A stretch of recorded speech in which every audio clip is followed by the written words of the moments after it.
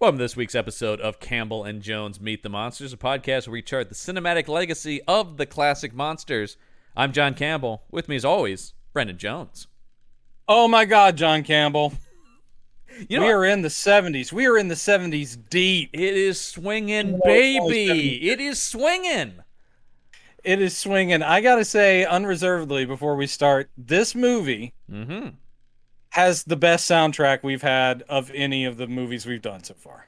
I would concur, yeah. Mainly because I could have not done one, with less. not two, Yeah. but three songs by the Hughes Corporation, who became very famous the year after this movie came out with their number one hit, Rock the Boat, Don't Rock the Boat, Baby, Rock the Boat, Don't Tip the Boat Over, Rock the Boat. It was great. Great song. And I like all the songs they sing in this.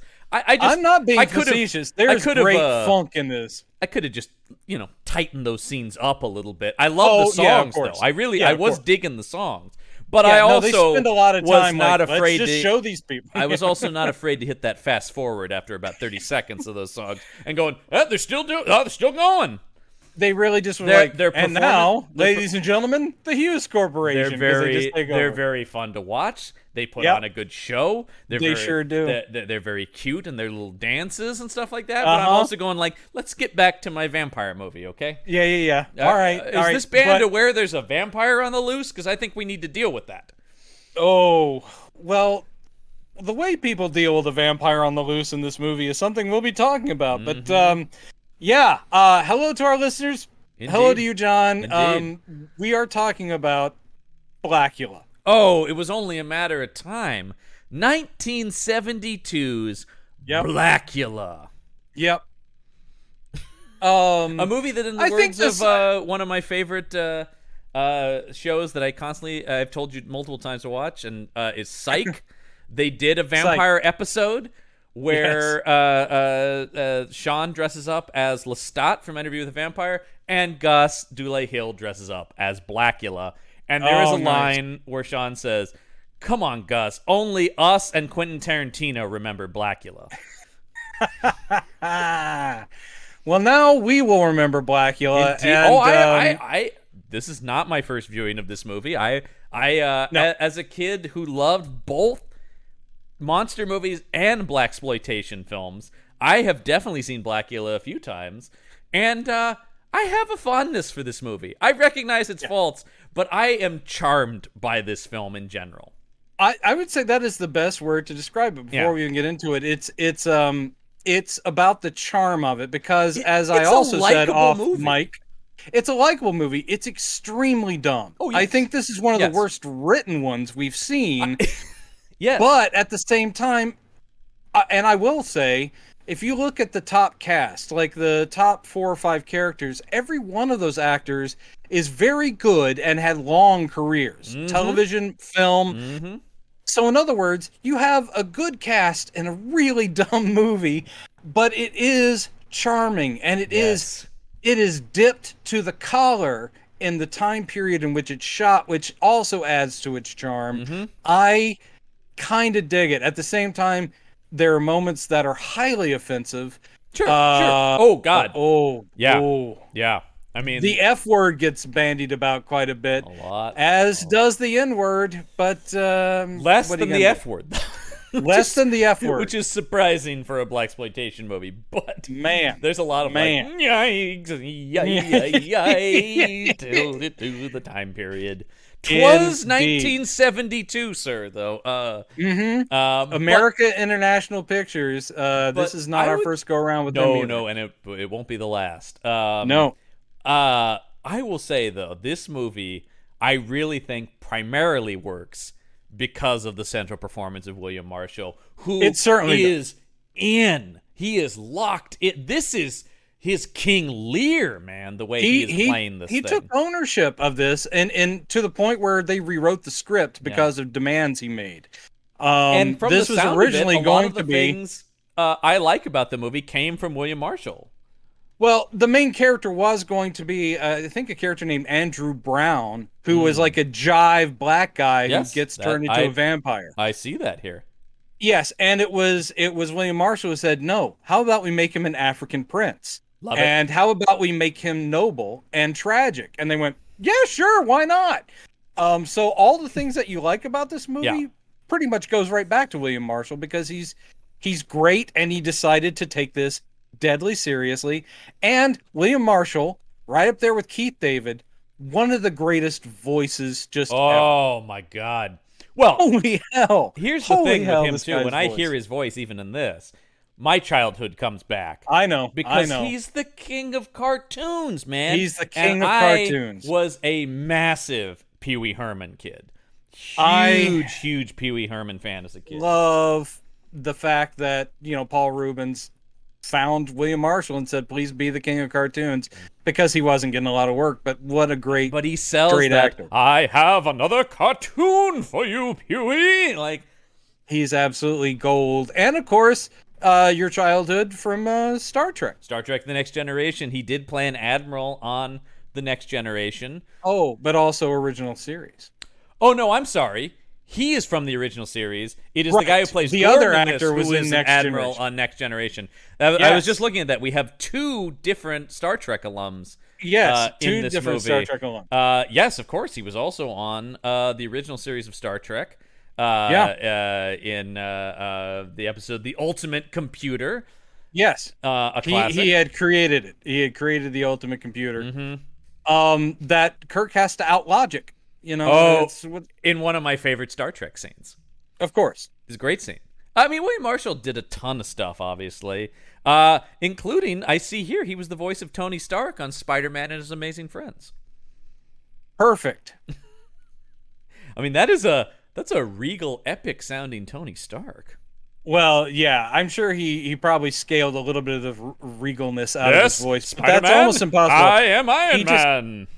He was a Shakespearean actor on the stage before he ended up in film. You don't say. I don't see any of that in this performance. No, it bleeds out of his pores. That's the thing, though, that works is it almost feels like this man is working so hard to sell you this stupid script. And it's working. He's going out of his way to go, I will sell the gravitas of this. I know this is dumb, elevates but it. God damn if I'm not going to make it work single-handedly. I think it's just the mark of a professional. As we've said before, you'll end up with these great performers like a Peter Cushing in really dumb movies. But what they know their job is to do the best job they can. And I think William Marshall probably felt that. He probably knew this was dumb and junk, but at the same time, this is a leading role in a major motion picture, major-ish, and he goes for it, and I love it. But let's talk about the poster, John. I'm doing your job for you. Let's talk about that poster, man, because it's great. I love this poster. I have seen this thing my entire life in magazines and whatever. This is a famous one. If you've ever read books on horror movies, you got this poster memorized. Because as it states at the top, and I love in this hoary red font, it starts with Bloodsucker.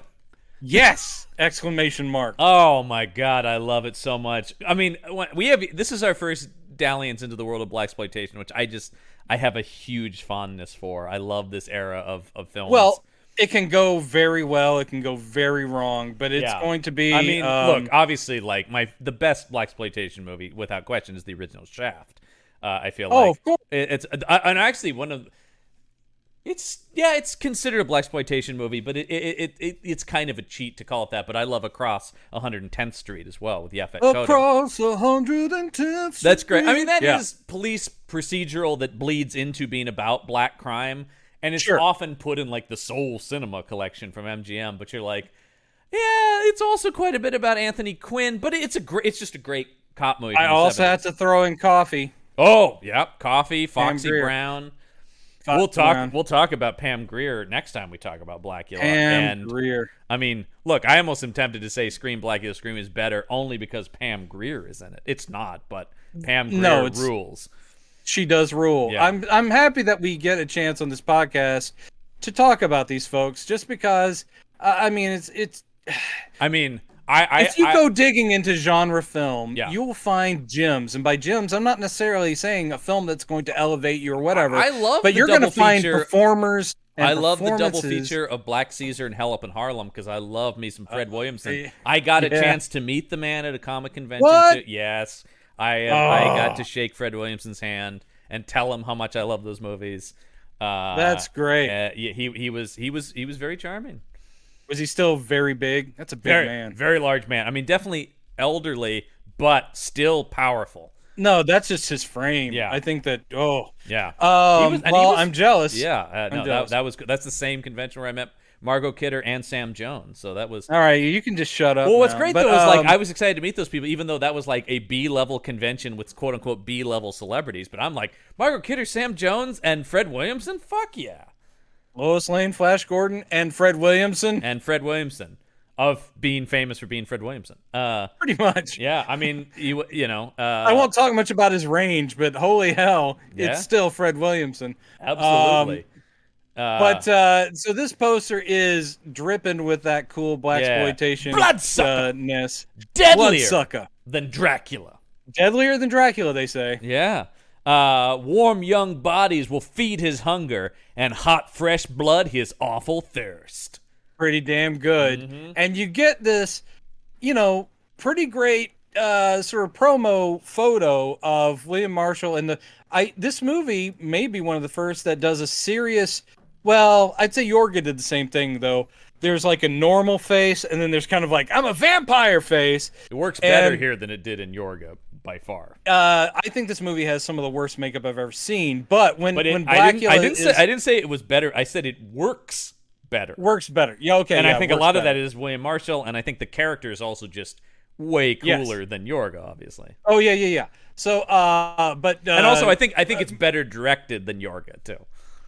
Oh no, yeah, I think no, that's apples and oranges. I think. My friend. I don't know, man. I think this movie sells its scares better than Yorga does. I'm not saying okay. I do think it's a better horror film because Yorga. I agree. Especially like the other vampires are atrocious in this thing. Holy hell, that's the worst makeup ever. Yeah. That is again, that's community theater makeup. Yeah. That is embarrassing. But we've got William Marshall here all vamped out. Yeah, you got the fangs. You've got his Blacula eyebrows, which sweep up into his hair. Oh yeah. And you've got these Blacula mutton chops that he doesn't have when he's just, Mr. Cool Guy. And they are really is he bizarre cool in this movie. I want to be William Marshall in this movie. Every scene he's in where he's like, "Hello." I agreed with Skillet every time that that Blacula walks in. He's like going, "Hey, let me buy that cool cape off you." I'm like, Skillet, it's like you're reading my mind. I want to buy that cool cape. That is one dope ass cape, man. I gotta say, I really dig this cape. I love that is Skillet's through line is he likes Nancy, he wants to get him some of that, and he wants to buy that. I also cape love off when he's just.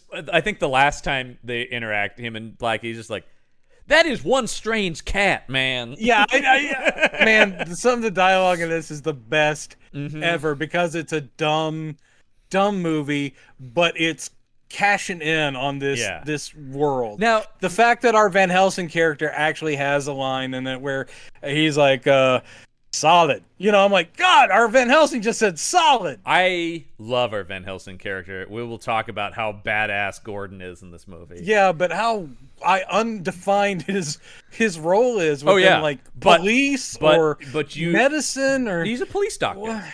Sort of. He's a doctor cop. But doing an autopsy and a funeral.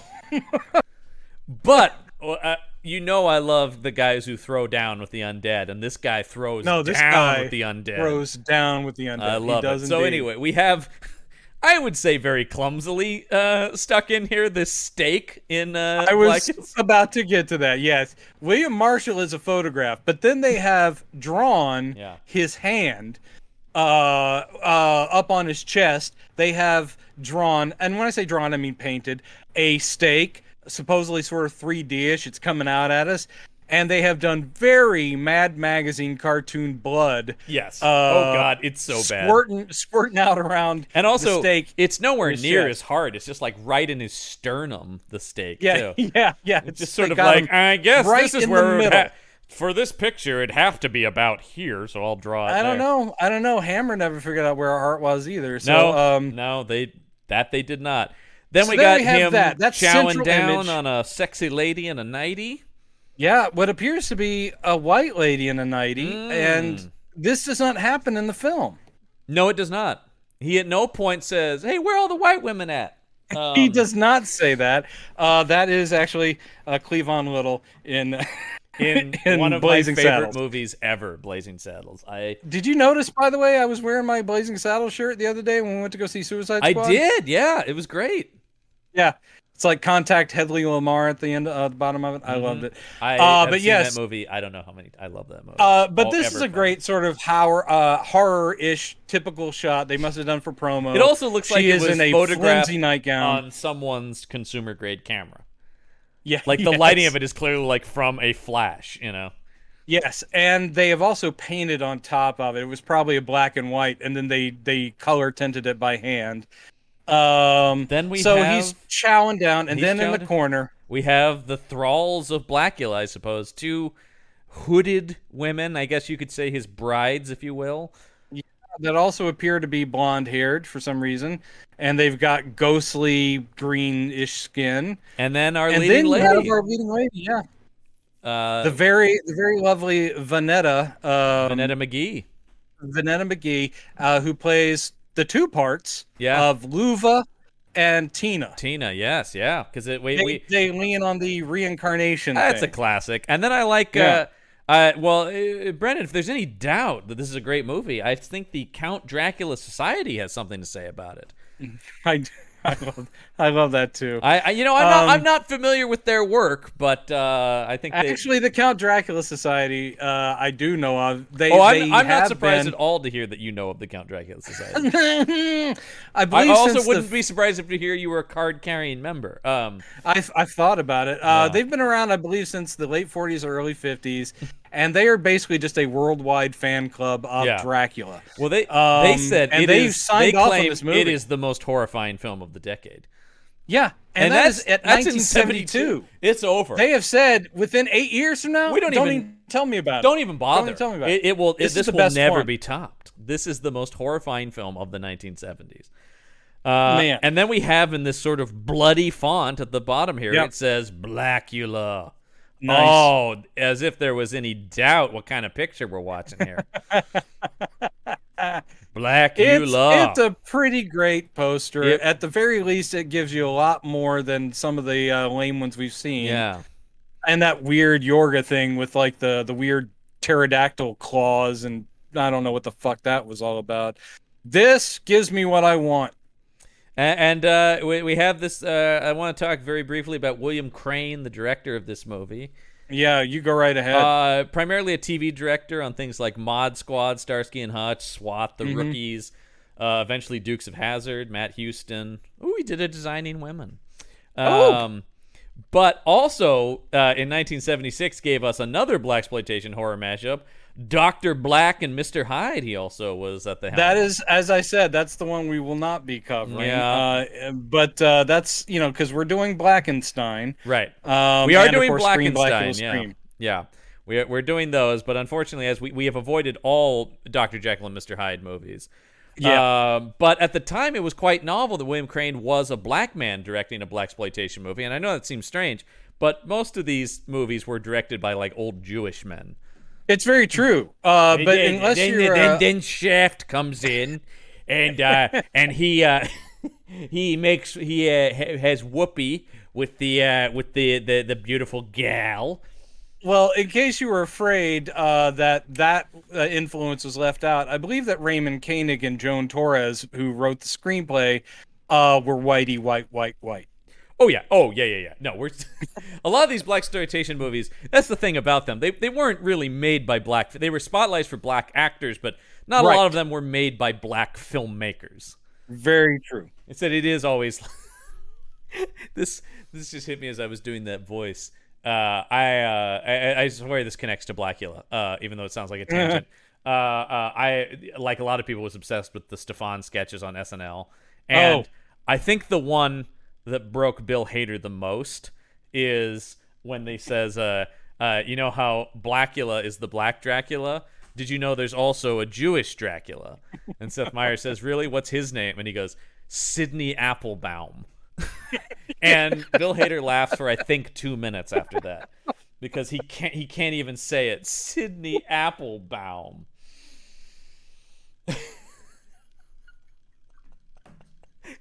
And you know it's a John Mulaney change on a cue card, of course, as well. Yeah. I still love. What is it? One of the names of the club is just Margaret. Yeah. He does a whole look. Kevin. I can't with those. I actually spent 3 hours watching. Someone had done a YouTube compilation of all of them. Oh my god! And I think I watched them all back to back, and I just cried and cried. They're just the best. But the Blacula one is one of my favorites because it really. Sidney Well, really, what's his name? Sidney Applebaum. The Jewish Dracula. Our Black Dracula is in fact not even called Blacula. Well, he kind of is. Yeah, sort of is, but really, it doesn't catch on though. It really doesn't catch on, unfortunately, for not so much. Dracula, actually, who really wanted. I think I'm okay. I did. I'm okay to be fair, I too many did. characters. I did call him Blacula in my notes simply because I didn't want to spell out his real name every time I wrote that he was doing something. Well, Mamuwalde is Mamuwalde, yeah, Mamuwalde. Which is I was just like, I don't want to spell it. I don't want to. It's easier in my notes to call him Blacula. I want you to follow your bliss, John. Yeah. But also, I want you to read these taglines, and then we got to move on. Oh. Well, of course, I want to read these taglines. These are some of the best. Well, first off, we have, of course, Blacula, Dracula's soul brother. And that's not true. They are deeply antagonistic. They don't like each other. He's black. He's beautiful. He's Blacula. That's fairly accurate. His bite was out of sight. Damn. I think that's actually the winner. I think that was the best one, and I'm sad it's not on the poster. But Brendan, I once again do have another great opening line for your online dating profile here. Yeah, please. Rising from the echoing corridors of hell, an awesome being of the supernatural with satanic power of sheer dread, chained forever to a slavery more vile than any before endured.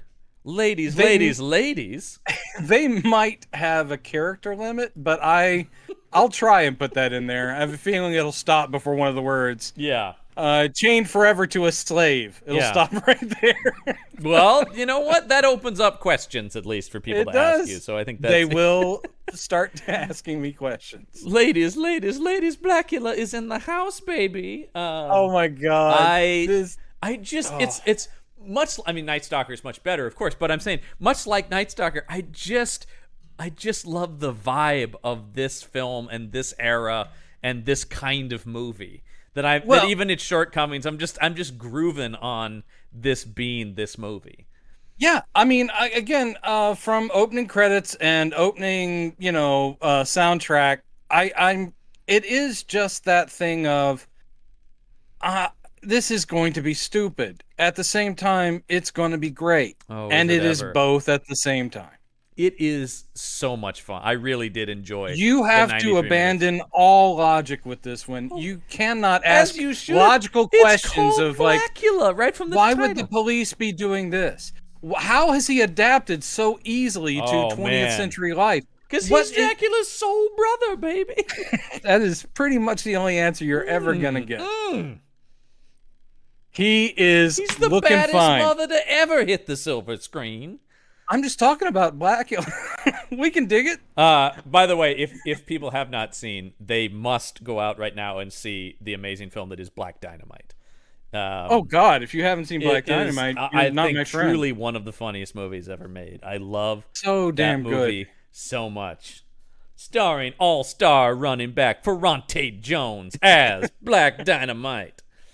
I also enjoyed and recommend, as far as sort of parodies. I mean, I'm Gonna Get You Sucker is dated, but it still has I'm Gonna Get You Sucker, yeah, has some great bits. And even though it's not a parody, I really enjoyed. It wasn't as funny I was hoping for, but it was a great biopic. His name is Dolomite. Dolomite with Eddie Murphy. Dolomite is my name. Yeah.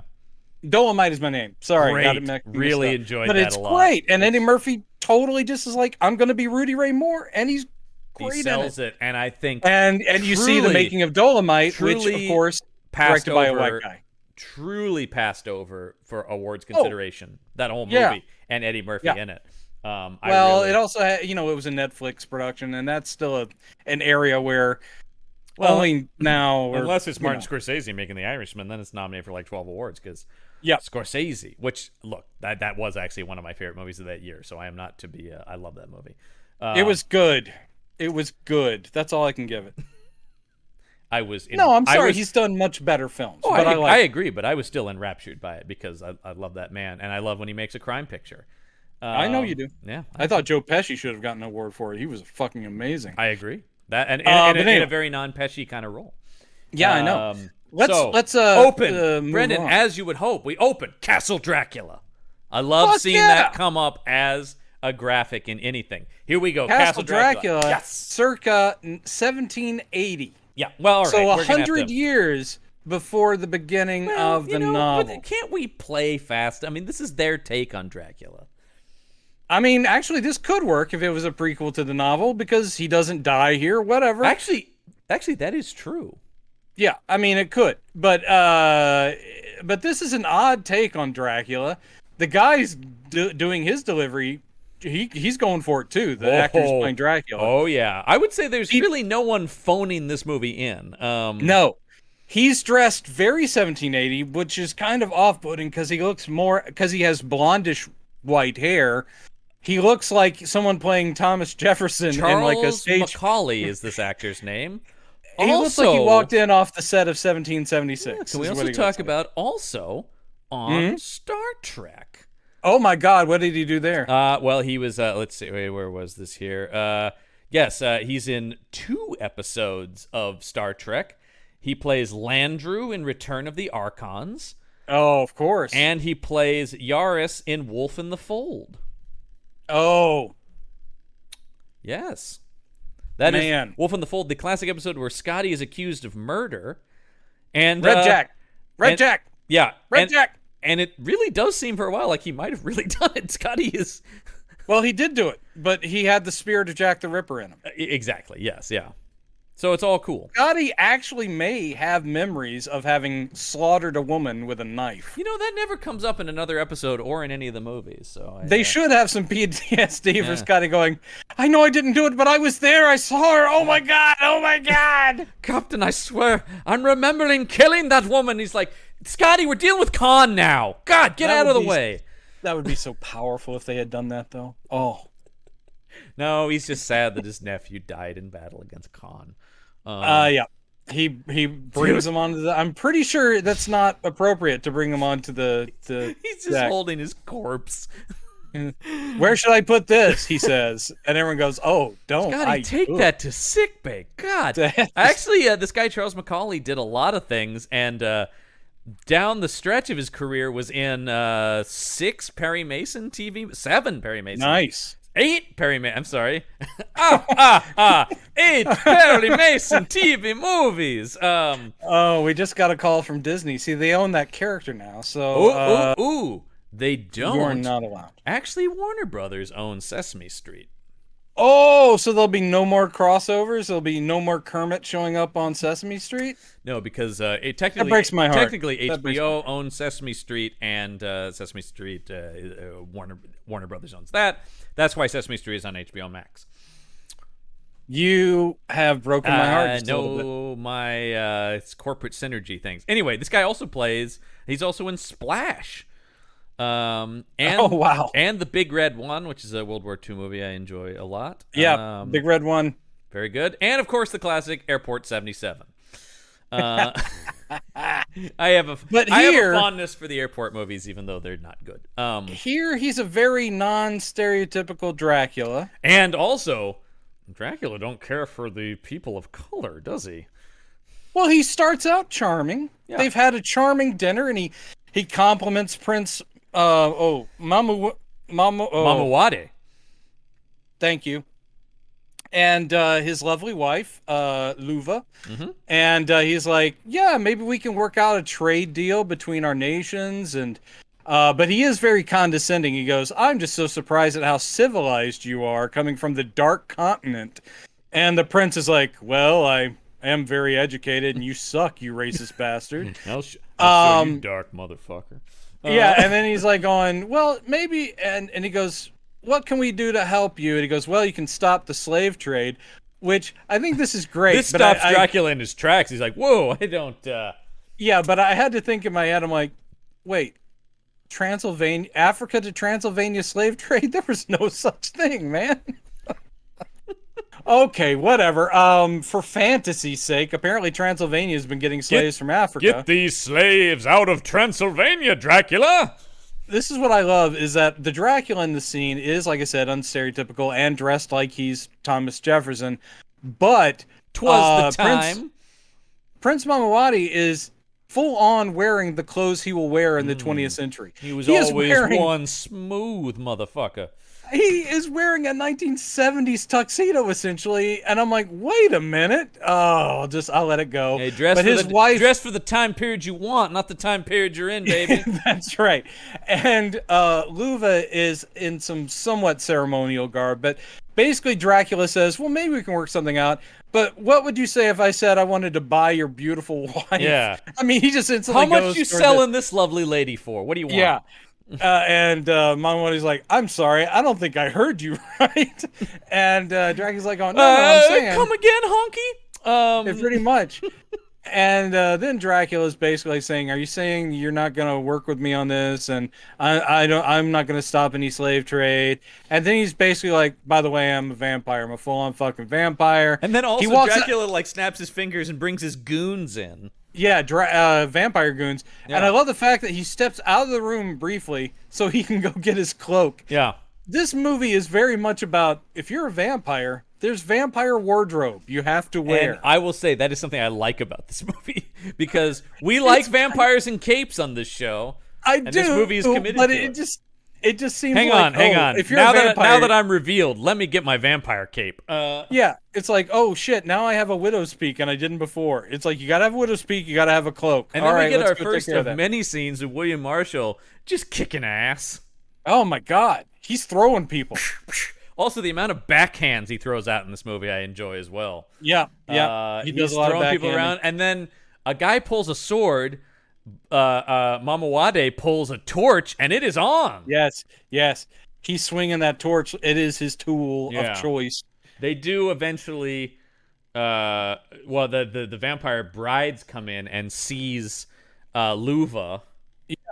And then Dracula ends up biting Mamawati, and he goes, here's the thing, asshole. All right, I'm gonna curse you. I'm gonna lock you in this coffin, and you're gonna forever hunger for blood that you'll never get. Meanwhile, I'm gonna leave your very much alive wife in here to waste away listening to you suffer. Yeah, that's how much you have pissed me off. Yeah, he's like, I'm going to chain you in that coffin. You'll never get out. You're just going to sit there hungry and never dying because you're a fucking vampire. Because you won't be able to get out. And you will hear your wife dying of starvation in this thing. It's how grim. You like them apples? Is what he says. And I thought that, I was like, is that where this phrase came from? But also, that's where Damon and Affleck, they were big fans of this. So they put that in Good Will Hunting. I kind of thought that if Luva tried really hard, she probably could have bust through the clearly paper mache stone walls of this crypt.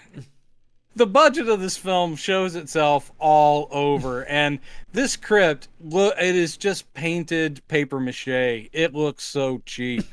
It's one of those things where it's a stone wall with a stone door that swivels out, and they have perfectly clean edges. You're like, no, that's not how stone works. You would see, I was just like, that is cheap. No one cared.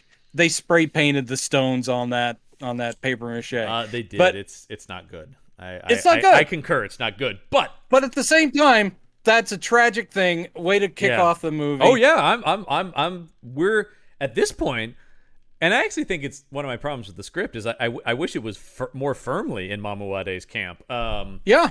But because you're like, oh shit, this guy didn't ask for any of this. He just got fucked over by the asshole that is Dracula. This is one of the shittier Draculas. Just like, what a piece of shit this guy is. It's very true, but we missed the most important line. Oh. When he says, I will curse you with my curse of vampirism and immortality and thirst, my eternal thirst. And I'm also going to curse you with my name. That's right. From henceforth, you shall be Blacula. We actually have, this is like, 5 minutes into the movie? Easily, 6? Yeah.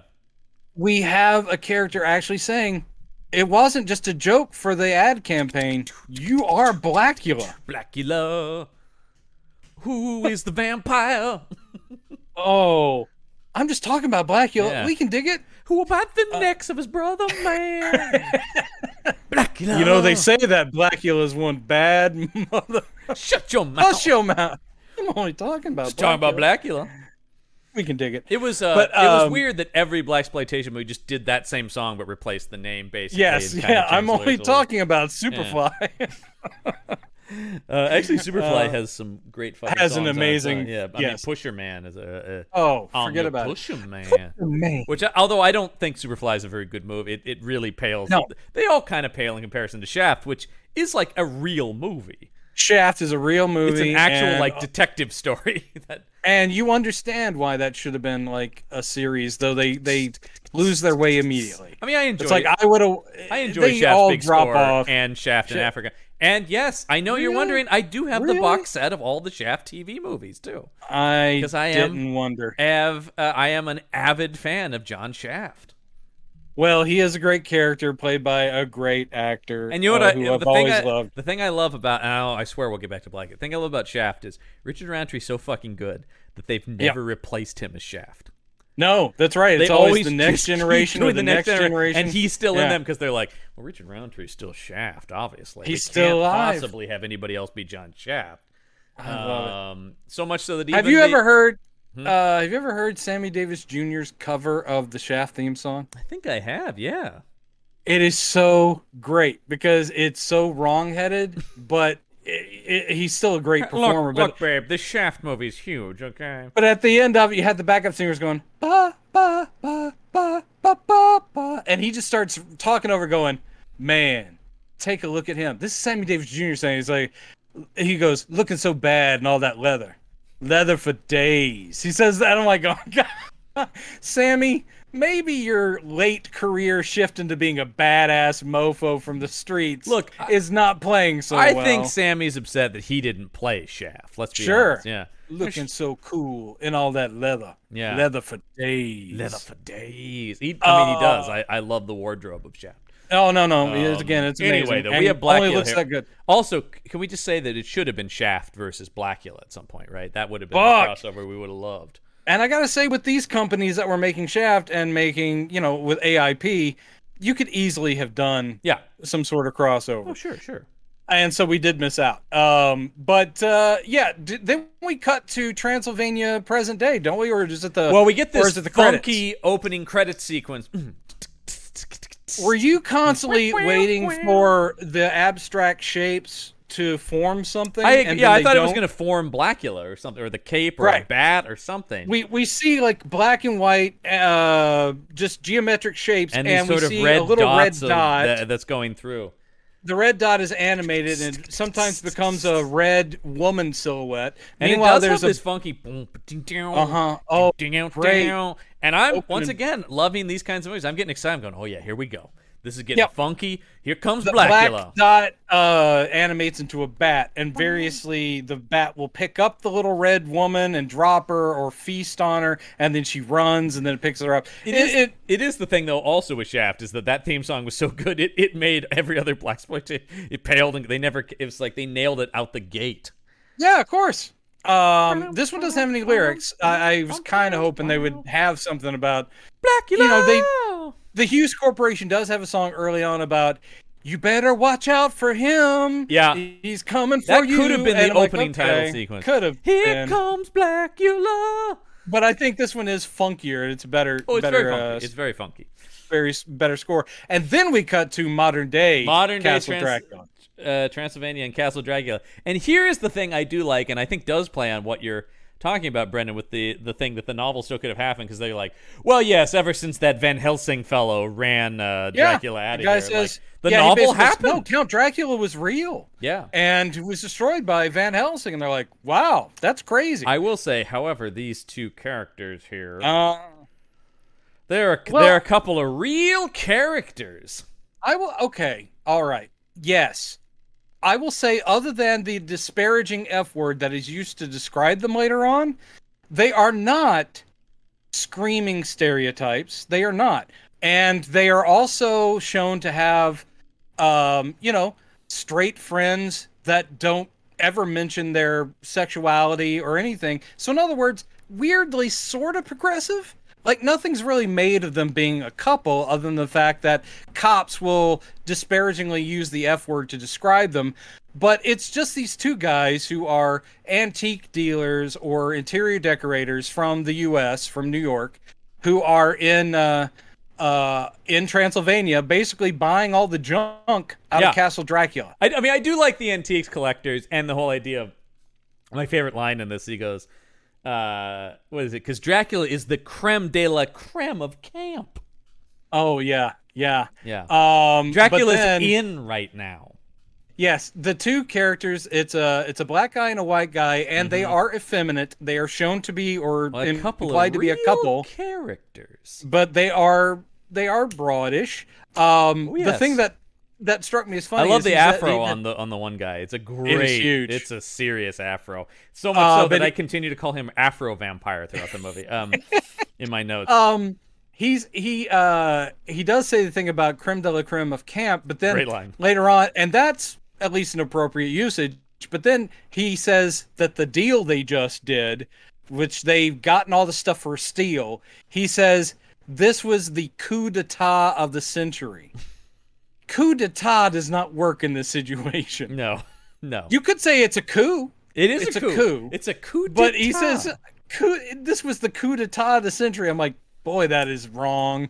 This is exactly when we overthrew a government for Yeah. But basically the Transylvanian guy is like, you can take all this stuff, and they go, what about that coffin over there? He goes, we just found that. We just found a hidden First he goes, ooh, does this place have any secret passageways? And the guy's like, funny you mentioned that. And they go down one and they find the coffin, and they're like, now are you gonna throw this in with our deal, or are you gonna make us pay more for the coffin, baby? Wait, so Dennis Miller showed up? It is shocking. That was somewhere between Dennis Miller and Sammy Davis Jr. Default to Dennis Miller. I default to Dennis Miller's voice way too often. That's okay. He hasn't sued us yet. Come on, babe. In fact, will we talk about Dennis Miller on this show? Yes. We have. Well, I think we'll do a Dennis Miller movie on here. Oh, Bordello of Blood, my friend. That one's not good. But it's Dennis Miller fighting vampires. What a movie. It is. That sounds great, babe. Hey, come on, babe. He's a vampire. Come on, pal. Carvey. I just do Dana Carvey's impression of him, is all it is. Yeah. Hey, Carvey. Okay. Next thing you know, I'll be ringing up Vladimir Putin. You know, like it just. If you can just reference some political leader, also. Yes, and then everyone's like going, "Oh, that's dead on." Yeah. Okay. It's like Miller just walked in. I will say, I still am a Dennis Miller fan. I still enjoy it. I'm a fan of his original comedy, sure. That guy was brilliant. Yeah, I still watch his specials, though. I still do. I don't agree with everything he believes by any stretch of the imagination. But I still do like the way he turns You guys heard it here first. Yeah, this is me coming out as a Republican. No. Yeah, this is where you get canceled, my friend. Yeah. Okay. I don't watch his Fox News appearances, that's for sure. Oh, God. Yeah. It's still just like the way he turns. I won't be getting the vaccination, babe. Yeah. I'm not going to get jabbed, babe. I don't know if he's that guy, but I hope not. I don't. I to be fair, I don't know his opinion on that. Now I'm gonna have to look it up later, and I'll probably be sad. He keeps disappointing me. Anyway, make sure you call me. Let me know. Yeah. So then we follow this coffin being shipped back to the United States, very much like the beginning of Count Yorga, actually. Because it's exactly the beginning of Count Yorga. Yeah. I just like this movie more. No, it's the same footage. This movie Is guest it? stars Bruta. Yeah, they use the footage. That's exactly. Bruta is the dude putting the crate on the back of the truck. Oh man, I wanted more Bruta then. I know, but this is footage they just used. That was from Count Yorga. It was AIP cutting a corner. So that was both Yorga and Blacula coming to America. Then we have these two guys who are in this warehouse of all the stuff they had shipped back from Transylvania, and they're going through it. And the white guy ends up cutting his arm, opening one of the crates. And so you're like, uh-oh, blood. And out of this coffin rises... Well, the black guy had already knocked the locks off the coffin. Right. And then his boyfriend gets the cut. And he goes, oh. And he's like... And they overdo this for like 8 minutes of like, oh, it's coming out. Wrap that up tight. And all this stuff. And you're like, okay, come on, get to it. But then the coffin opens up and Blacula is out. Mm-hmm. He is on them fast. Blacula is out, baby. And he is in his vampire form with the big ass. I do like that he just chows down on these fellas. There's no debate about this. He is out and he is hungry. It's been this is his first meal. Yeah. Because he was immediately chained up. So he's had a century to sit there and go, God damn, these guys out. Yeah, and he doesn't say anything in the scene. He just growls, which actually had me worried. I'm like, I know you talk. I like that here though, where he's just so thirsty for blood that he's not even. He's insane. He's rabid at this point, you know. But we're not quite to my favorite part. He's quite gentlemanly in this movie, which I really enjoy. He tears the white guy up, and then he goes to the black guy, and with the black guy, he goes, you know what? I'm doing this the proper way, and does the neck bite, which, as we find out in this movie, means within 30 seconds you're a vampire. Here's the thing, though. It's a little fast for my taste, but I do like that we are spreading vampirism from person to person in this movie. I liked that by the end, there's like, he has created a small army. That's kind of cool. And the cops are going like, Jesus Christ, not only is this guy taking people out, we're going to be overrun by vampires if we're not careful. We got to stop this. Yeah, I like that. You know, I liked it too. Yeah. But my favorite part here is he finishes them off. Yeah. And there's Yum. nothing of him going, what year is it? Nope. He just looks around. And then he finds what he was looking for, a cape. Yeah. Damn. Because when he gets out of the coffin, he's just in that same tuxedo he was in 1780. But here he's he looks around, he's like, oh shit, I got to wear a cape now because I'm a vampire. This is a good-looking cape, too, because unlike a Dracula with the black and then the red lining, here he's got black with a gray lining. It's actually, I think, like a white satin lining, and it has like a cool period collar that's the folded over type collar, so it has the kind of stand to it. Now, what's interesting is in promotional photos for the movie, though, he's got red lining in the cape. Well, isn't that painted, though? Aren't they just painting over? I don't think so. These look like they're just pictures. Well, you're right. On-set stills. Oh, you're right about that one. That's weird. Maybe these were early, like, costume tests or something like that, and they used them as promotional pictures? I guess because so, but you're right. In these he promo never wears pictures, the cape that looks like that. You're right. Oh, yeah. That's weird. Okay. Anyway, I definitely also had this. If anyone listening to this worked on Blacula, please let us know the story of the cape. Yeah. I also, looking at this, I definitely had this copy of Blacula from the Soul Cinema line from MGM. I definitely did own this. Because I will also say I owned a good chunk of the Soul Cinema line. As well you should. Yeah, I just have always dug these movies. They're fun. So now he's satiated and he's got his wits about him a little bit more. Mm-hmm. And then we do hear the audio of him going like, you shall be Blacula or whatever, and he's just like, right, vampire, got it, I'm a vampire now, okay. Yeah. And then it cuts to the funeral home. It does. And we meet our central group of characters mourning the loss of this Afro guy. Yeah. The interior decorator had these friends, and there's a pair of sisters. Yeah, Tina and Michelle, and Michelle's boyfriend Gordon. they keep for a little while in this. They are trying to disguise Tina from us. It's kind of ridiculous.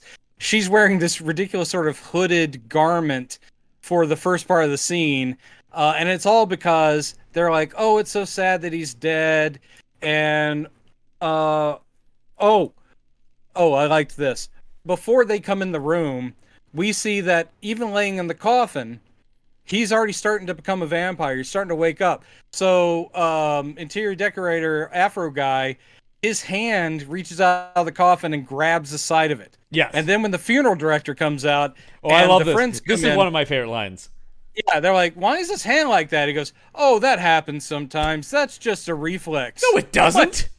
No, I've heard of like twitches and things like that as a reflex, but usually pretty close to after death those happen too. This is like days later, and it's Days not later. a big swing and the hand goes out of the coffin. Yeah, and grabs with the hand onto the side of the coffin. But This guy's just like, we see this shit all the time.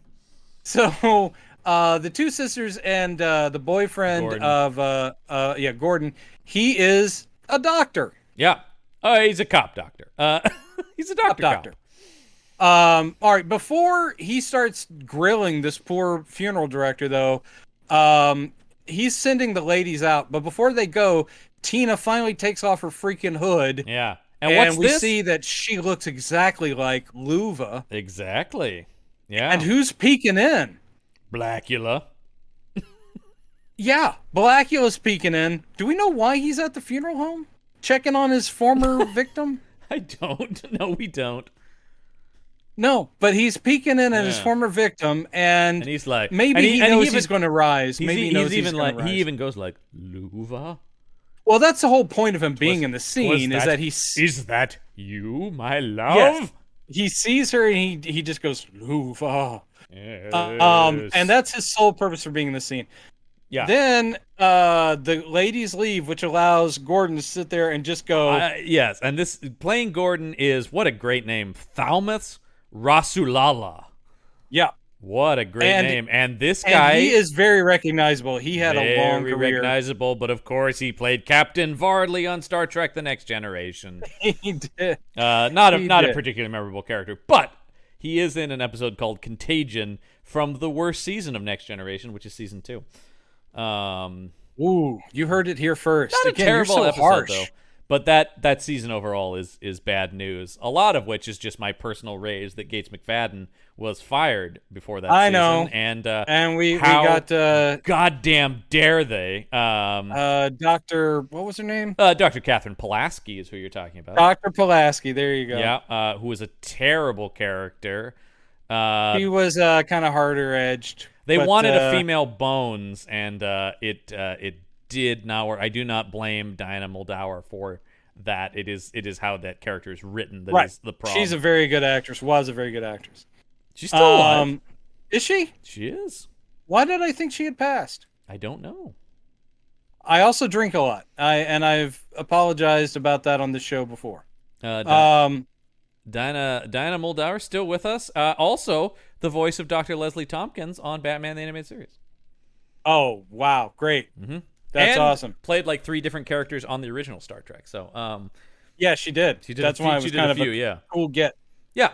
No, like I said, nothing against Diana Muldaur, just that character she was done in by the writer. And even she says on the Blu-ray documentaries, I never knew how to play that character, and I never fit in with that guy. She was so much older than everyone else, so she's like, I did not go out to the bars with them after and be friendly with, because that's a very tight-knit group of people. So she was just like, yeah, I always felt othered on that. And she's like, not that they were mean, but just, I was 20 years older than everybody else. But I will say, for a woman of her age, she filled out that ridiculous onesie suit very well. Oh, yeah, absolutely.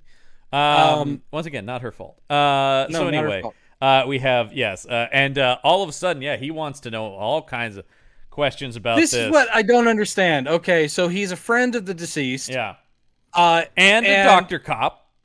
Yeah, I assume he's a forensics something. Yeah.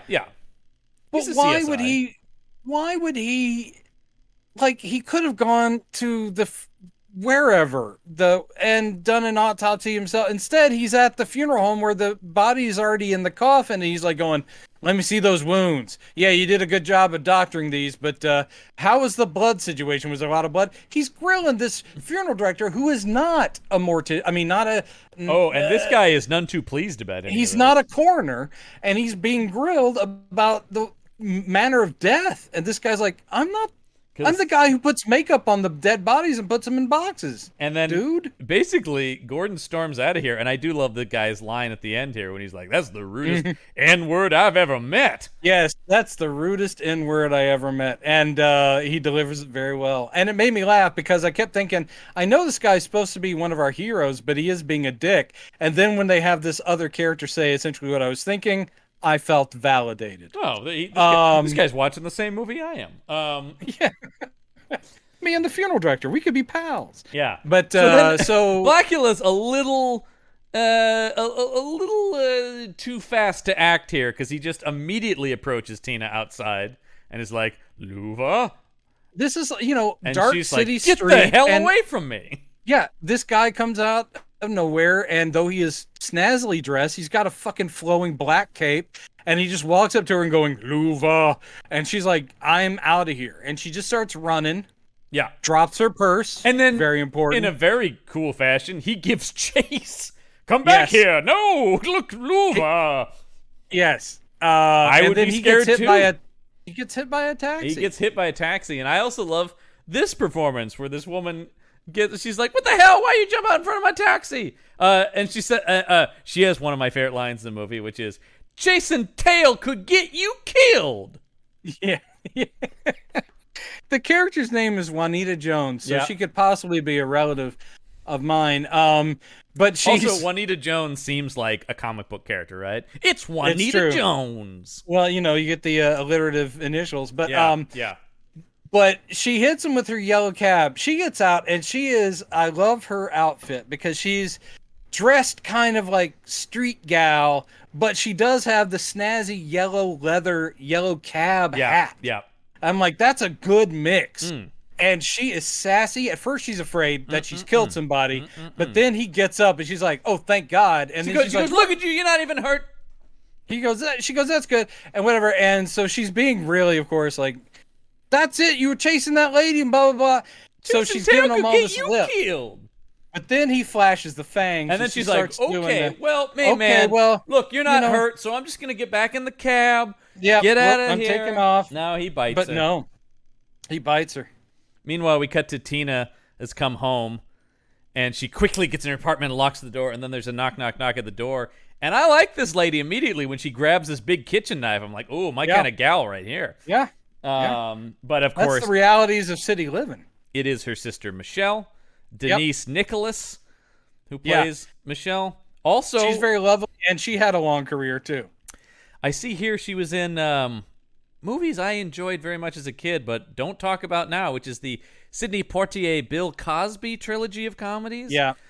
She was in Let's Do It Again. I really loved those movies when I was a Uptown kid. Saturday Night. Oh, great. I enjoyed them Let's so Do much. It Again. Me too. I enjoyed them a lot. But you can't enjoy them anymore, no. Okay? Do you know that they were going to remake Uptown Saturday Night a few years ago? With who? Will Smith and Denzel Washington were circling it. And I'm like, "Oh, I would have watched that." I would have too. Watched that. That's pretty good. Yeah, what a good pairing. I think that was Denzel talking about. Well, I think that from what I gather, those two have wanted to do something together, and it's never. And they never have they? No, and it is like, give us that pairing. I would love to see that. Two of my favorites. I mean, look, I am a Denzel devotee. I think we've mentioned that before on here. Denzel is one of the finest actors there'll ever be. One of my top 5 all time. I love who can do anything. Absolutely. And King Kong an unrighteously ain't got handsome shit on me. An unrighteously handsome man who has not. I mean, he hasn't gone to pot. No. I just look at him and I go, I know that you've aged, but you just look great. He's just grown more dignified as he gets as he aged. I mean, because now, oh god, I going all the way back to St. Elsewhere with that guy. Can I tell you that I think Denzel would crush a Blacula, especially in the 90s? Oh yeah. Oh my god. Oh yeah. Also, still the imagination of a 90s Black Panther movie with Denzel as T'Challa. That was fan casting way back. Gravitas. Way back. I mean, do you think we'll ever get him in a comic book movie? I want to see it. People every once in a while have bandied him. He's been bandied about for a few roles here and there over the years, and it's always like, but the thing is always like, we can't get him to sign for a 9 movie, Oh, well, sure. Oh, man, I don't know. I often think you got to get these people while they're at their prime. Though, of course, you do get great character parts. Like, I mean, Angela Bassett is great as the Queen of Wakanda, but that's not a huge part. Yeah. She comes in for 3 days of filming for a couple of the movies, and she's great. And she delivers, and she gets the hell out of there. I mean, when she was younger, I kept saying Angela Bassett for Storm, please, and we did not get that. Oh my God, she would have been amazing. Because she is regal. That's why people saw a queen in her. That's all I'm saying. Oh my God, she is a queen. That woman's amazing. All right, we're doing a little bit of the fan club.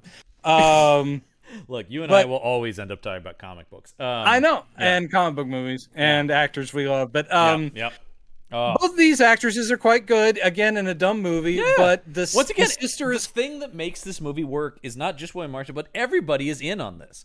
Everyone is acknowledging and taking this seriously, which I enjoy. Yes, which is really more than possibly it deserves. No, exactly. But it's all just like, we're all in on this. And as we've talked about, these main actors all had long careers because they're all solid actors. Yep. So basically, it's just her telling, I got chased by a guy. Yeah. And the sister's like, I'm worried about you, but you're okay now, and da-da-da. So it's just meanwhile, Blacula has gone home, back to the warehouse. And he's got her purse, and he's like, Luva's purse. I'm so glad we cut away before we see what he does with that purse. Well, he did open it up to find out what her name and address is. He does, like, Tina is Luva. Luva is Tina. But he's like, but first, I'm going to enjoy this purse for a little while before I get it back to her. Yeah, and then he takes the purse into his coffin and closes it. And I'm like, good, that's a good cutaway. We'll cut up from there. Because I don't want to see any more. Nope. Meanwhile, Gordon has been called in because they have a body at the morgue at the police station. And this is where we get what a random character in this movie. Our old friend Elijah Cook Jr., he's back. So amazing that we get him just like boom, boom. There's Elijah Cook Jr. Here he is, and he's playing Sam, the assistant to the medical exam. I mean, what is... Sure. Gordon's like the medical examiner, right? Or whatever, like the forensics. Well, I don't know. Medical examiners don't really hit the street as much as this guy does. This guy does act like a forensic They do when they're called Quincy and Jack Klugman plays. Wow, that's true. That's true. He's he's like a forensics. I mean, he's like a, forensic pathologist, maybe I would call him. Sure. Yeah. But this guy, he knows him. Also, fucking Jill Hennessy on Crossing Jordan. She was a medical examiner that was always out and about too. Crossing Jordan. Oh, I watched a lot of Crossing Jordan back in the day. I actually did, but it was mainly because I had a huge crush on her. Thank you. Good night. And the writing was pretty good. The writing was good. The writing was good. That was an early Damon Lindelof as showrunner. But it was Catherine Hahn on that show as well, who I love. Catherine Hahn, the best. A pretty good procedural, Crossing Jordan. It was all right. I've never been a huge fan of what's his name? Who? Love interest guy from Stand By Me. Oh, wait. Jerry O'Connell. Yeah, Jerry O'Connell was a love interest on Crossing Jordan. That's right. I don't mind Jerry O'Connell, but I love Miguel Ferrer, who was the boss on there. Sure. Yes. Gone too soon. R.I.P. Gone too soon, man. I mean, but anyway, in my top 10 all time. So. Oh my God. I fucking love RoboCop. Me too. And he's great in it. Anyway, so he comes in to examine the body, and Sam is just a little shit, isn't he? This guy, this assistant. He is. She was a female cab driver, so she was asking for it. Basically, I know. He goes, she was looking for something, and I do love the way this plays. He goes, she was, by that she had to be looking for something. No reaction from Gordon. He goes, you know what I mean? Looking for something. Gordon's like, yeah, I get it, Sam. Jesus Christ, like. I like this interplay of like, I hear your shit all day, man. I am just not going to acknowledge it. You've dropped one of the most important parts of his character, though. He's got a hook for a hand. Oh, lest I forget, he's for no reason. His right hand is a hook. Why? Because it's a thing? It's a thing. I mean, it actually is something I like in movies when there is just a detail for detail's sake. Random and you're just like, thing, yeah. Oh, okay, I guess this guy lost his hand at some point. And no offense, I mean, I know that there are differently capable people, but I'm just like, how does a medical examiner... Well, that's why he's the assistant, right? He's not the Okay, main yeah. guy. Yeah. The There hook you for go, a hand. boss. Yeah, he says a bunch of very insensitive things, but it's our friend Juanita Jones, not looking too good, laying out on the... And so Gordon is table. examining her, and he sees the marks on her neck once again. Yep. And I do really like the way this guy plays this, where he looks at it, he's like, and he's like, and he's like, no, Yeah. I can't. That's don't even. Yeah, he does this sort of like, oh no, I'm a dummy for even thinking it. That's the craziest. I really enjoy that piece. I really enjoy, once again, all the performances they Me sell too. me in this movie. So Gordon goes up to the police lieutenant, and he's upset because he tried to pull the files on the other vampire what we know to be vampire victims, and they're missing. Yeah, there's a weird sort of... I don't know what this is, though. Who did this? There's a conspiracy angle that they play with a couple of times that never goes anywhere. It seems almost like they watched The Night Stalker and said, well, maybe someone in the, higher ups know what's up, but they want to hide it from the public. And I'm like, well, it feels like this is an abandoned subplot, but there's still remnants of it. Right. Because it's like, why can't I get those records? Well, they've been sealed. Oh no, we lost them. Oh, then there's there's one thing where it's like, oh, I see the records on black victims are missing. And then the guy points out, well, the one guy was white, the other guy from the thing, and so that's like, oh, so I guess the racism angle is out too. Then what is the point of this? Except for the white guy was an F word, so maybe it's just anyone in a but the movie doesn't make them that jump either, though. So it's kind of it doesn't. It doesn't. This is all pretty lazy stuff, and doesn't really pay off. What, in any this way. script? Yeah, lazy. Yeah. Huh. I'm not sure what you saw. And then the lieutenant's mad because this guy's ordered more autopsies on all these other bodies. Mm-hmm. And so then he goes. They call in this patrolman, and they're like, "Hey, you better drive over there and get the records, because we think they're over in this other precinct. Is where the records have gotten to." And then I do like the lieutenant just goes, "Do you think it's the Panthers?" I know. But and at least I do like that Gordon's like, "What the fuck you what?" Yeah, I like his response. He's like going, "What? This? You talking about the gay interior decorator guy and this other woman and this guy? You think this was the Panthers? Because you're an idiot." Yeah, because it's not like, oh, they were racist white politicians that got assassinated. Then maybe it's the Panthers. But this is like. Yeah, I did like that in this movie. The white detective and Gordon, even though the white detective is clueless, I do like that their relationship is thinly sketched in as like, no, they're pals, they're buddies. Yeah. And when he says something that dumb, Gordon will call him on it, but he doesn't see him as being like a racist asshole. He's just like, you're just an idiot. No, there is a mutual respect for one another. As they are teamed up all the way. All the way through the end. So then he calls over to the funeral home because he needs to pick up that body that was there, the white guy's body, actually. Yep. And the funeral director's like, well, the family are in with it right now. It's like, well, we'll send somebody over tonight to pick it up. This is all just set up for people to be murdered. So now we find out, there's a brief mention that it's Michelle's birthday tonight. Yes. And that they're going to the club. They are going to the club. I wonder who'll be performing there. Oh, wow. Well, the Hughes Corporation? I think it's the Hughes Corp. They got him. You'll never believe it. They weren't a name yet. No. So they're performing. We see our trio of friends hanging out at a table with drinks. And we are also introduced to the photographer lady, right? We're introduced, or is that later? Is she the one? Because Blacula is going to come in here, and he's going to tell somebody to give a note, and I think that's the photographer woman, isn't it? Well, the photographer woman seems to work for the club because she's wearing like showgirl gear, but she's also wandering table to table and taking photos. I don't know what that's about. But yeah, I liked her because she gets a nice little dialogue scene, and she's very sassy and cool. And she comes to a bad end. But yeah. So Blacula is like, I have your purse. I didn't mean to scare you the other night. I'm he comes terribly in sorry. like a smooth motherfucker, and when he's in his normal William Marshallness and not Blacula, the eyebrows are normal. He doesn't have the big evil vampire mutton chops, and he is just smooth. And he does come in and say, I can understand that you looked so much like my former wife, and I am so sorry I scared you, and I'm new to town, and my name is Mama Wunde. Yeah, but Mama Wadi. I do like that he opens with, you look like my dead wife. Yeah, I know. And she's like, really? Tell me more. She is weirdly sort of like, why, that is one of the most romantic things anyone's ever said to me. Yes. You look like a woman I used to be married to who is very dead now. Tell me how she died.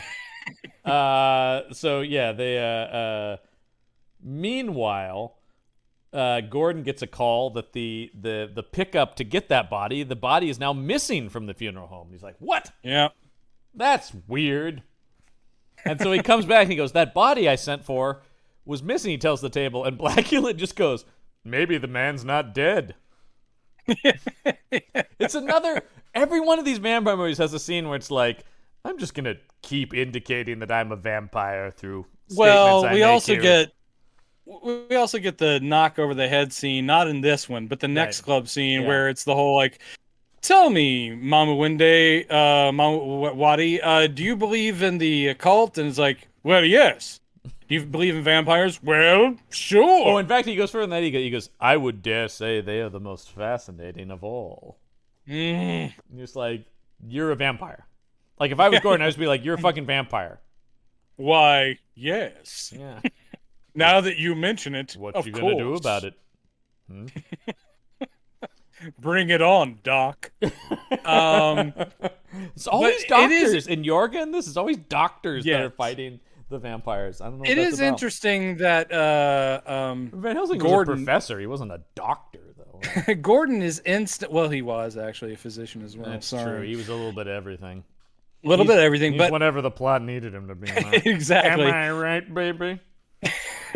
Gordon is instantly wary. Yeah. That is also a standing trope. If the vampire guy comes in, there's always someone that just instantly goes, I don't know, like this guy. Yeah. He's being totally charming and dressed to the nines. So right off the bat, why would you be like very modern day tuxedo? Yeah, I know. I've had this since 1780. Can you believe it? But he charms the ladies. They're both really charmed. Yeah. So then this photographer, though, comes over and starts snapping pictures. And immediately he's like, I have to go now. I must leave. But he says, hey, will you meet me here tomorrow night, Tina? And she's like, oh, I absolutely will. Oh, wow, that is a really good impression. And then another photo is snapped of the two of them. And I do like this photographer goes, I'm going to go home and develop these right now.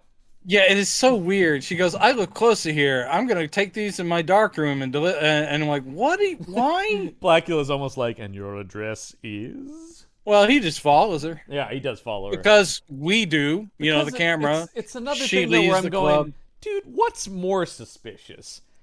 That there's a photo that doesn't show you, well, that's kind of weird. Or that this woman is now dead. Like, yes.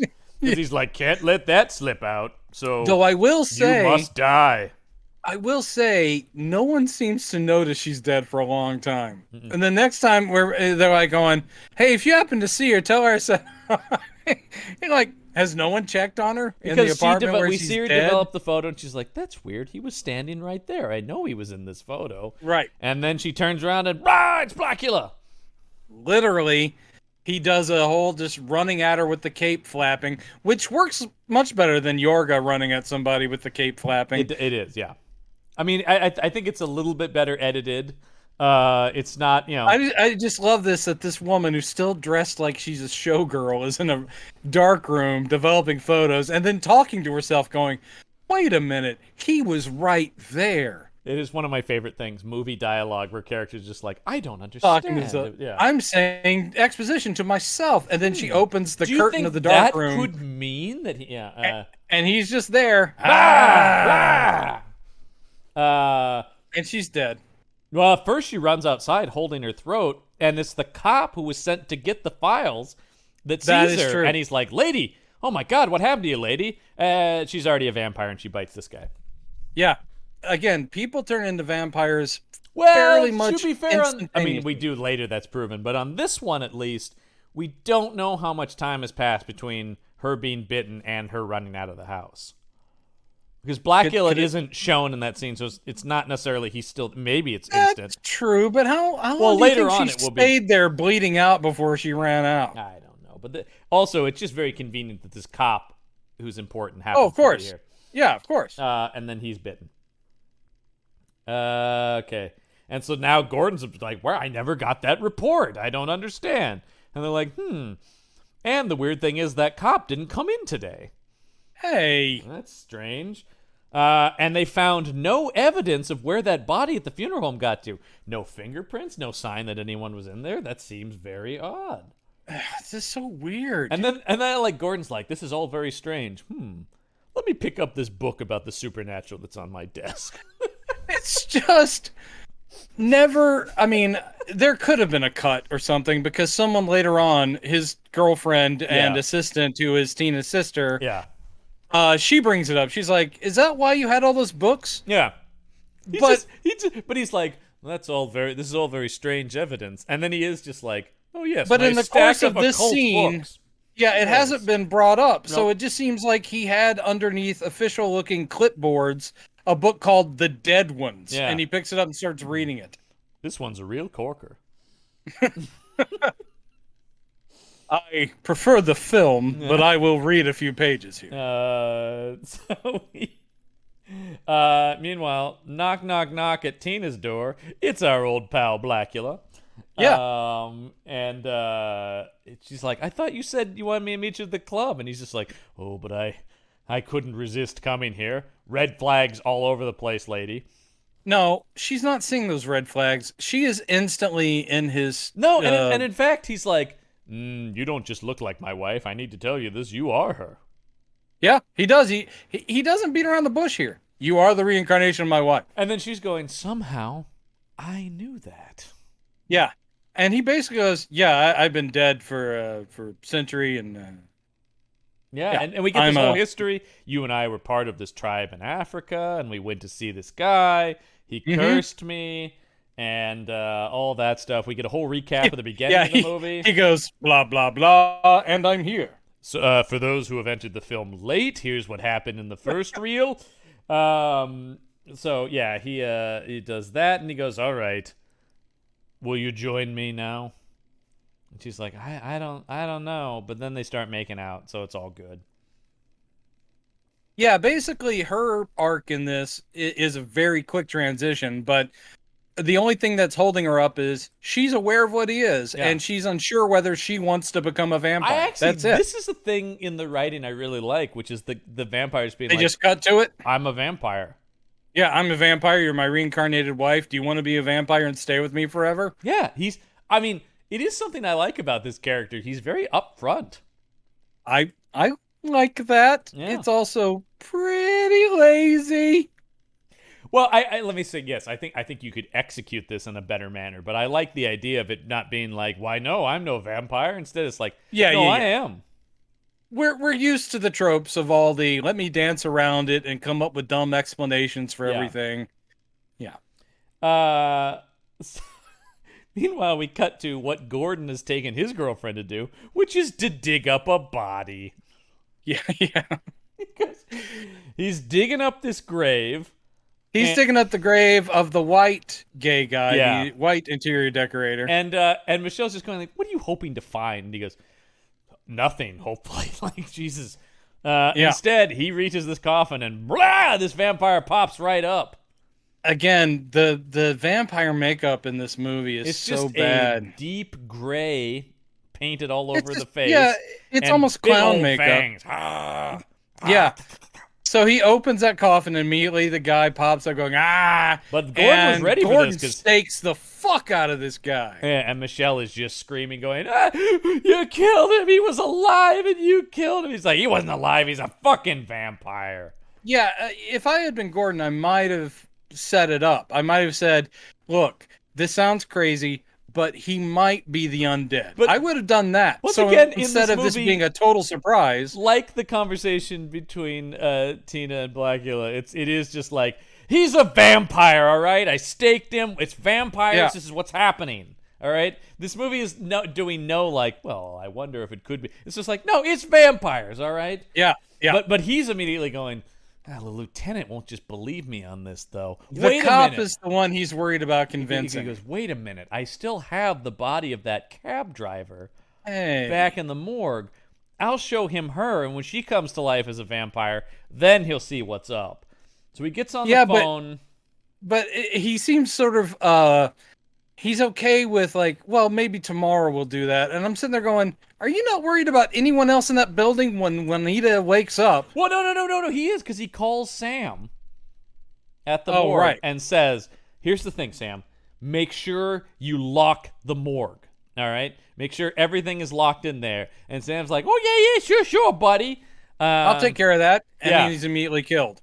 Well, then he goes into the morgue, and then the phone rings again, and he does not immediately lock the door as he was asked to do. And yes, Juanita wakes up as a vampire. By the way, the sound effect of her thawing is pretty hilarious. Yeah. Cling, cling, cling, cling, cling, cling, cling. Yes. It's also bad makeup of them trying to show that she's got like frost or ice on her, and I'm like, that looks like glitter disco makeup, but whatever. And yeah, they do a dumb sound effect. Disco vampire. And when she runs down the hall, holy mackerel. Yeah, and we lose the widow's peak Cook and the Jr., eyebrows. we lose him. Yep. He's done. His hook hand did not save him. Yeah. Meanwhile, Blacula and Tina have gotten it on. Whoa. Yeah. That wasn't in my version. And then he's like, oh, and by the way, what a line to get out of this after they've done it, as he goes, baby, I got to get out of here because it's going to be daylight soon. Yeah. The thing I liked about this scene was he has only been shown in his 1780 tuxedo. Mm-hmm. Here's the post-coital scene, and he seems to be wearing like a tight black like t-shirt, like a wife beater. Yeah. And I'm sitting there going, where'd you get that in 1780? Or did she have one of those laying around? Here you go. Because he's left over from my ex, or maybe it belongs to Gordon, and it's there. Oh, yeah, maybe. I don't know, but it doesn't matter. We never see him in it again. So nope. So he's got to go because it's daylight. Meanwhile, Gordon goes to the morgue, and he's like, he's brought the lieutenant with him. Yeah. Now, and he's like, hey, Sam, you still around? And there's blood smeared on the wall. And stuff. Sam, hey, what, something happened, old buddy? And, of course, Vampire Juanita leaps out at them. He holds her back with the cross and actually pushes her into the line of the sunlight coming through the window, and she dies. And she sort of just shrinks down going, ah. Well, actually, so looks like... So does Blacula later. It seems like it true. puts you down, then you burn. Yeah, it seems almost like she just folded up and took a nap. Yeah. And I like there's even a line, because I thought, what the hell? She just fell down. And then I just like, Gordon's like, the sunlight killed her. Well, the reason that line was necessary, because you were watching the same movie I was, is that what they chose to do was some sort of orange gel light behind that set does not look like sunlight or daylight. Right. So I had the same question when she started shrinking down. I was like, what's going on? And I was glad he looks to the window, and then he goes, it was the sun that killed her. Mm-hmm. I was like, oh, is that supposed to be sunlight? Oh, thanks, movie. Thank you. Don't worry. We got you guys, says movie. We're here you might have wondered. Yeah, for those who wondered, she was killed by daylight. So they're like, yeah, and then immediately the lieutenant's like, Jesus Christ, these things are gonna multiply. We're gonna have a whole army of fucking vampires if we don't do something. It's another about this. quick thing because the ostensibly skeptical cop has he's seen indisputable it, and he's proof. Like, yep. Yeah, All right. he's like, yep. Oh, here we go. Meanwhile, though, Gordon's like, well, I better go back to that nightclub. And this is where he's talking to Blacula, and we'd already sort of talked about this scene about the supernatural and stuff like that. And now, Mamuwadi, what do you think about the black arts? Well, I think any culture would be fascinated. They're all fascinated with vampires. Most fascinating. Those guys are pretty cool. They are. I'm just saying, objectively, they're pretty fucking awesome. And so then Gordon goes to the photographer's house, and yes, still in the tray in the darkroom is the photo, and he also goes, well, I know for a fact that he was in this picture. Yeah. That's strange. He must be a vampire. I have all the evidence I need now. I don't think he really needed more evidence. He knows what's going on. And then we have the Tina, movies. Though. Tina's questioning Blacula, going like, why were you saying all that shit about vampires back at the club? You're going to give it... He's like, I couldn't resist.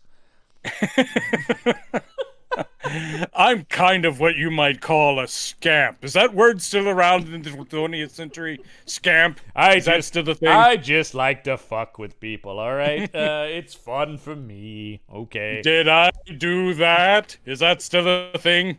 That was huge in 1780. We had this great clown character called Urkel.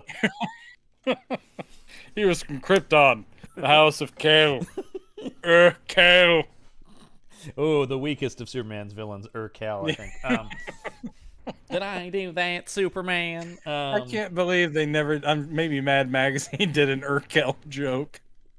Right, it writes itself. It really does. Yeah. So meanwhile, though, Gordon now rushes in. He's like, "You're a vampire!" And like, he's immediately smacked around and knocked out, though. And Tina's screaming. Well, Tina, I mean, she is fully on board. She loves her some Mamuwadi. How could you not? But she does still care about her sister and possible brother-in-law. Yeah. Well, I think so I think her yelling is like, "You stop you from killing him. Don't kill him." Yeah, she goes, "Don't hurt him." Yeah. And he's like, "Nah, right, fine." He's like, "Well, that's my favorite part, but okay." All right, I was gonna totally kill him, but all right, I will do for you. For you. Boy, it's all we're not even married yet, and it's already starting. Okay, boss lady. Here comes the nagging. Boy, an eternity of this, I don't know. We need to rethink some things. Hard to get into that coffin with this ball and chain around my leg. We don't see enough henpecked vampires and stuff. Henpecked vampires. An eternity of this? Ooh, stake me now. Yes, fine. I'll put my cape in the closet. Love of God.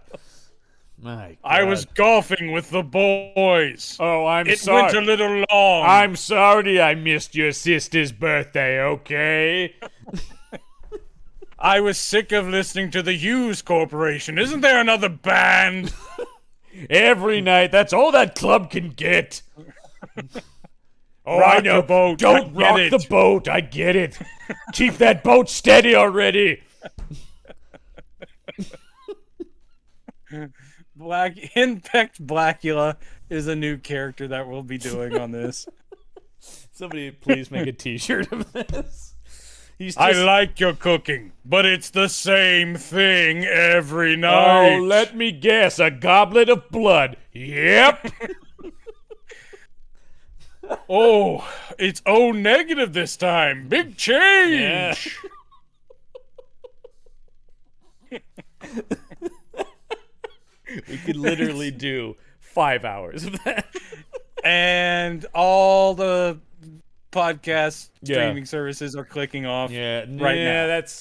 It was about the time. It was about the second hour of Henpecked Blacula that I decided to stop listening to their show. Well, it wasn't even that funny to begin with, and it just kept going. So then we get the first of, I don't know how many scenes of a cop just unloading his gun into Blacula and nothing happening. Yeah. And this guy gets stuff, killed. though. He doesn't kill Gordon, but this guy, he just smashes into a brick wall and he's dead. Yep. So he's just running away out into the night. And they're like, Tina, your boyfriend killed this cop. That's bad. She's upset by this information. She already knows he's a vampire, but she's upset by the talk of anyone saying, he kills innocent people and drinks their blood. No. I do like the idea of her just being like, well, I knew he was a vampire, but a cop killer now? I can't support that. Blue lives matter. Oh, God, yeah. And it becomes a whole thing. It does become a whole thing. Meanwhile, a couple of cops are driving around, and they spot that Afro vampire. They use some derogatory language I won't repeat here, and they use it multiple times. In fact, they exclusively refer to him by a certain word that starts with F. Yeah. Isn't that F word? That sure is that F word. Look at that F word. Are you kidding me? But they also say that vampire is fabulous. That's the F word you're talking about, right? He is fabulous.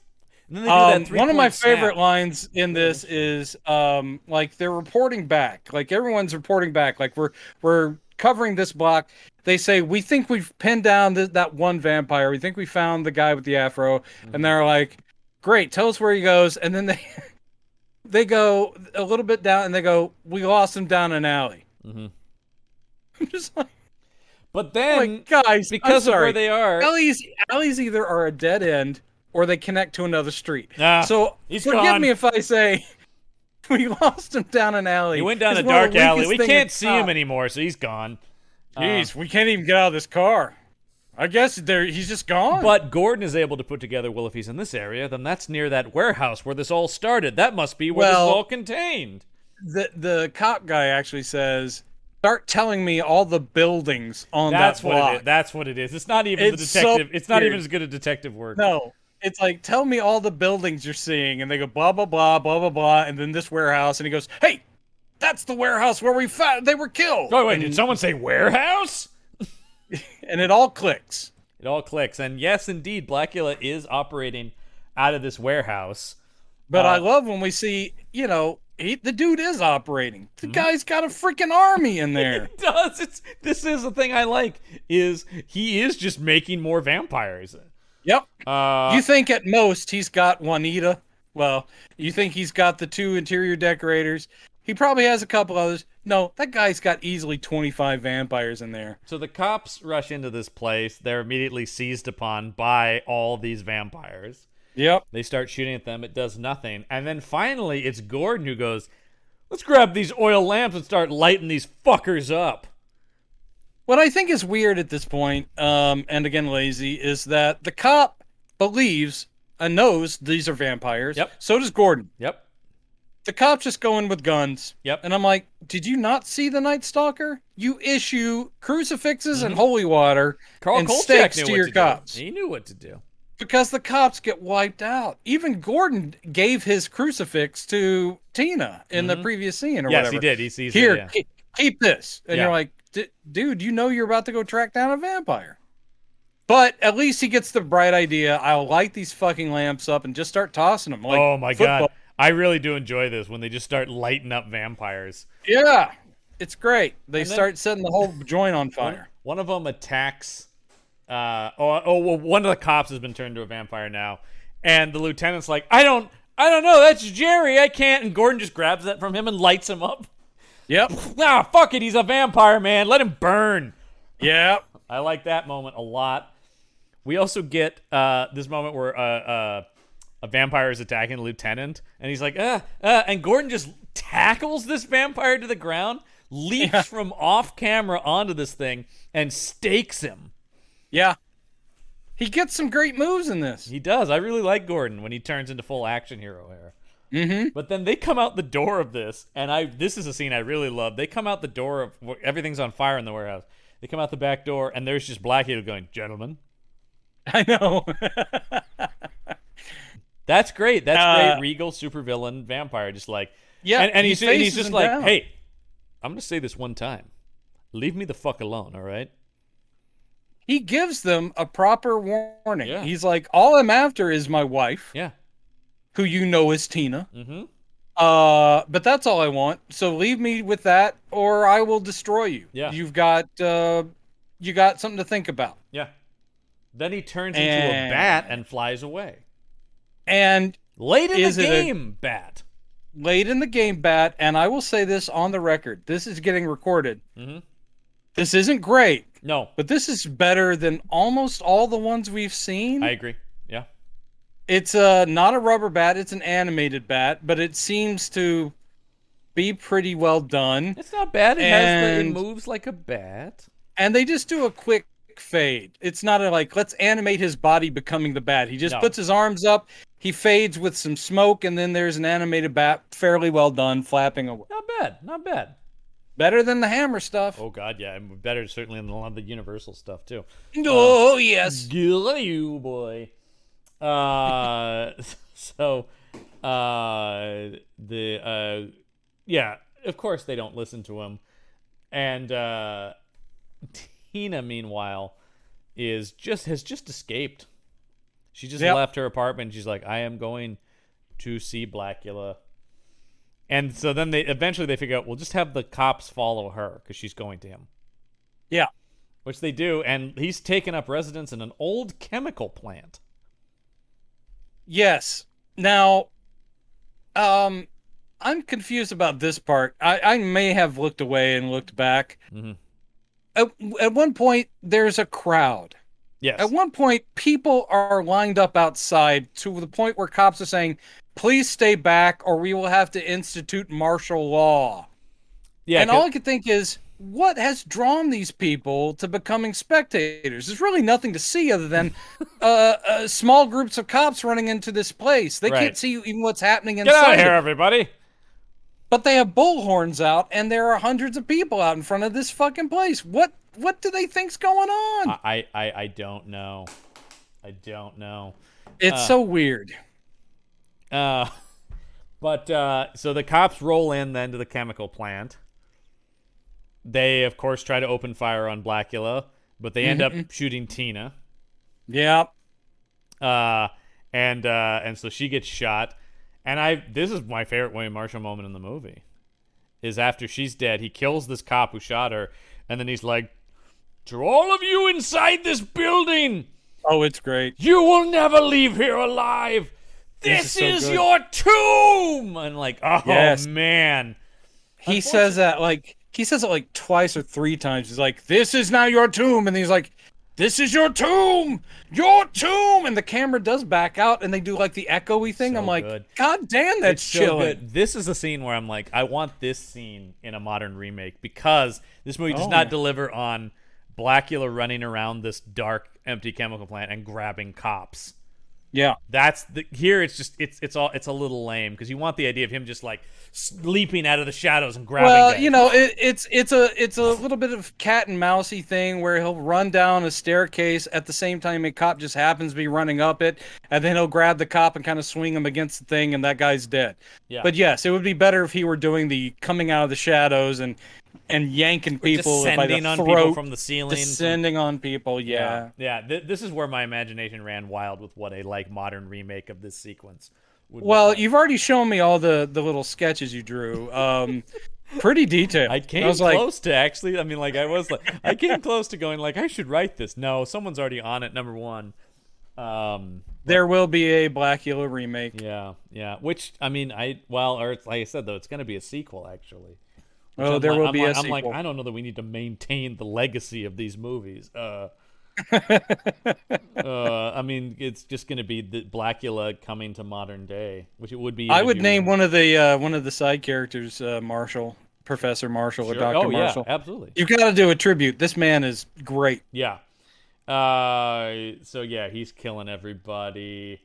He does push a guy onto a control panel that immediately electrocutes him. I love this in movies. Yep. I never understand if these control panels are so deadly and electric, how is anyone operating anything in these factories? Exactly. People just like their back just hits it. They're Now, you're cleared for pushing these buttons, right? Oh, I took all the classes. You're wearing the thick insulated gloves. I'm wearing the insulated gloves. Yeah, it doesn't take much to bump into these things and be fried. Yeah. And then they do find his coffin, but inside is now a fully vampired Tina. Well, this is, again, we get 2 scenes of tragedy with Tina. Yeah. When she gets shot, Blacula, before he curses everybody, he's like, there's only one way to save you, and that's for you to become like me. And she's like, do it. So he leans down and he bites her, and then he tells everyone that they're dead. This is their tomb.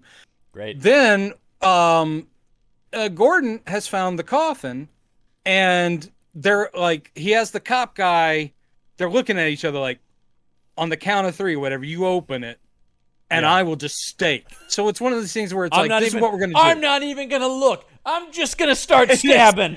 That's exactly it, because then it's open, and he immediately stakes whoever's in it. So he doesn't even know he just slammed the stake into Tina, Great work, who had been vampirized. Great work.